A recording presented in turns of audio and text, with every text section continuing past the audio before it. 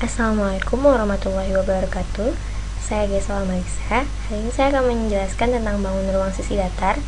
Kompetensi dasarnya adalah mengidentifikasi sifat-sifat kubus, balok, prisma, dan limas, serta bagian-bagiannya. Contoh-contoh bangun ruang sisi datar. Bisa dilihat dalam kehidupan sehari-hari, kita sering menjumpai benda-benda atau tempat-tempat yang bentuknya itu menyerupai dengan bangun ruang sisi datar, seperti yang nomor 1, 2, dan 3. Kalau kita gambarkan secara sederhana, gambar yang pertama akan membentuk seperti gambar yang kedua, atap akan berbentuk seperti ini bila digambarkan yang sederhana. Dan gambar yang ketiga, traktor, kalau kita gambarkan yang sederhana akan membentuk gambar seperti ini. Nama-nama bangun ruang sisi datar. Seperti yang kita lihat tadi, ada 4 jenis bangun ruang sisi datar. Nama-namanya adalah, yang sebelah kiri atas itu namanya adalah kubus, yang sebelah kanan atas balok, yang sebelah kiri bawah ada 3 buah bangun yang sama nama bangunnya, tapi dia berbeda jenisnya, berbeda bentuknya. Yang pertama prisma segitiga, yang di tengah prisma segi 4, yang ke kanan prisma segi 5. Berikutnya yang kanan bawah ada 3 juga, hampir mirip, cuman beda alasnya aja. Ada 5 segitiga, 5 segi 4, dan 5 segi 5. Apa yang dimaksud dengan kubus dan balok? Kubus dan balok kan memiliki bentuk yang hampir sama, tetapi kubus merupakan bangun ruang yang dibatasi oleh 6 buah bangun datar berbentuk segi 4 dan kongruen, sedangkan balok merupakan bangun ruang yang dibatasi oleh 3 pasang bangun datar berbentuk segi 4 yang kongruen dan sejajar. Jadi, kubus dan balok itu hampir sama, cuma kalau kubus itu semua sisinya atau semua segi 4-nya itu sama, kalau balok itu hanya 3 pasang bangun datarnya aja yang sama. Berikutnya, apa yang dimaksud dengan prisma dan limas? Ada prisma segitiga, prisma segi 4, dan prisma segi 5. Prisma adalah bangun ruang yang dibatasi oleh 2 bangun datar yang kongruen dan sejajar, serta bidang lain sebagai sisi tegaknya. Makanya, prisma itu dinamakan sesuai dengan alas atau tutupnya. Seperti yang gambar pertama itu prisma segitiga, karena alas atau tutupnya segitiga. Yang di tengah itu segi 4, karena alas dan tutupnya itu segi 4. Dan yang terakhir itu segi 5. Berikutnya, limas. Apa itu limas? Ada 5 segitiga juga, ada 5 segi 4, ada 5 segi 5. Limas adalah bangun ruang yang dibatasi oleh sebuah bangun datar sebagai alasnya dan sisi-sisi tegak yang bertemu pada satu titik. Jadi, bedanya prisma dan limas, kalau prisma itu dia ada 2 bangun datar sebagai tutup dan alas. Kalau di limas itu dia hanya sebagai alasnya aja, hanya terdapat 1 bangun datar. Dan kalau di limas, sisi-sisi tegaknya itu akan bertemu di satu titik. Bagian-bagian atau unsur-unsur bangun ruang.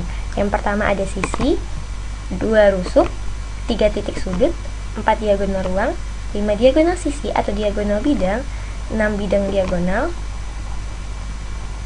Nah, kalau sisi itu bisa terlihat di gambar. Itu yang warna-warna merah itu sisi. Yang di samping-samping, yang di bawah itu juga namanya sisi. Kalau rusuk itu garis yang ada di bangun ruang tersebut. Kalau titik sudut itu titik-titik di ujung-ujung yang ada di bangun ruang tersebut.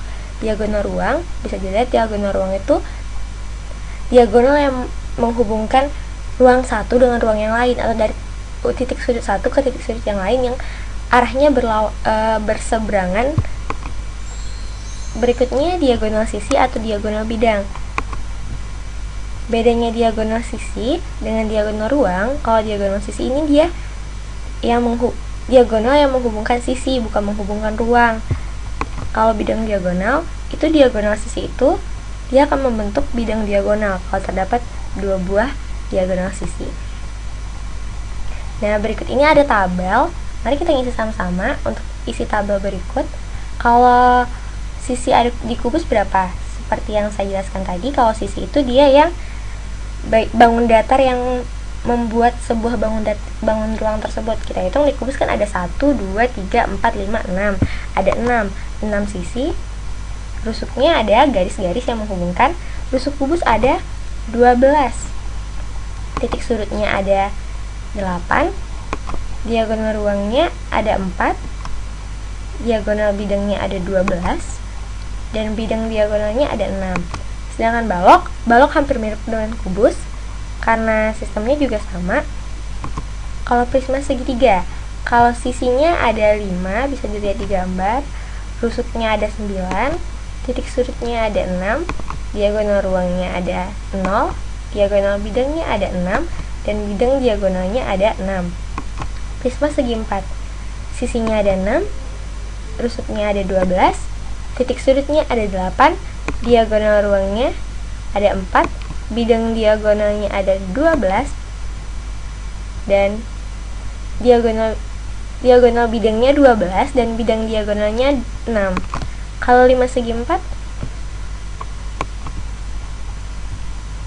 sisinya 5, rusuknya 8, titik sudutnya 5, diagonal ruangnya 0, diagonal bidangnya 2, dan bidang diagonalnya 2. 5 segitiga, sisinya 4, rusuknya 6, titik sudutnya 4, diagonal ruangnya 0, diagonal bidangnya 0, dan bidang diagonalnya 0. Kalau nggak percaya dengan tabel ini, bisa dicobakan dan dipraktekkan sendiri, bisa dihitung sendiri ke bangun-bangun ruang yang tertera di bawah berikut ini. Membuat jaring-jaring kubus. Jaring-jaring itu adalah bangun ruang itu kalau kita buka, dia akan membentuk sebuah jaring-jaring. Jadi jaring-jaring itu merupakan paparan dari sebuah bangun ruang. Kita coba jaring-jaring kubus. Kalau kita buka, kubus itu akan berbentuk seperti ini.